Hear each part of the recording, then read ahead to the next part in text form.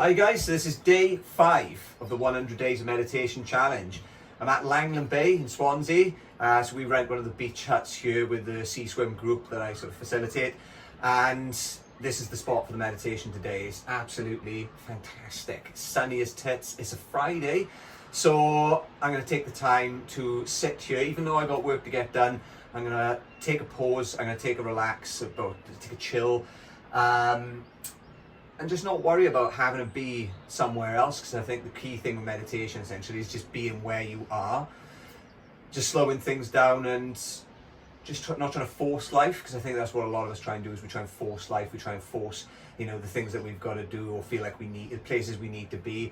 And while it's good to do that every now and again, I think it's equally as good and important to just be where you are right now and just take that time to enjoy it. So let's go.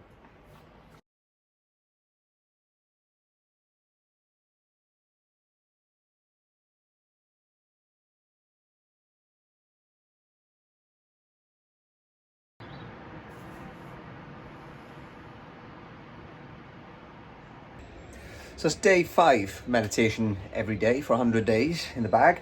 Kind of struggled to get into that one actually, because there's people walking past and there's stuff going on, and bit of an ADHD brain on my part. I'm like, oh, there's a dog coming, and yeah, I was finding it sort of difficult to sort of get into it and zone out almost. But I think that is actually very much why it's important to do it in the first place, especially for me, because it's switching off that part of the brain to an extent, or learning to just control it. So all of a sudden, you're blocking those sounds out and you're not thinking, oh, there's a dog coming past, there's this person coming past, well, what if these people are looking at me weird? I think all of those thoughts come up, all of those thoughts are natural when you're doing something like meditation, and I think that is why so many people struggle with it. I think it's why I struggle with it as well. And I do think that there's no right or wrong way, to an extent, as long as you're sitting there, breathing and just trying to slow the rate of thoughts. Even if you're not slowing the rate of thoughts, or even if you are potentially overthinking, like they need to come through at some point. And I think if we're just masking it by going and doing some physical stuff like jumping in the gym, running in the gym, running or going to the gym, we're not really allowing those thoughts time to manifest and come through and us to process them. We can sometimes process them in a different way.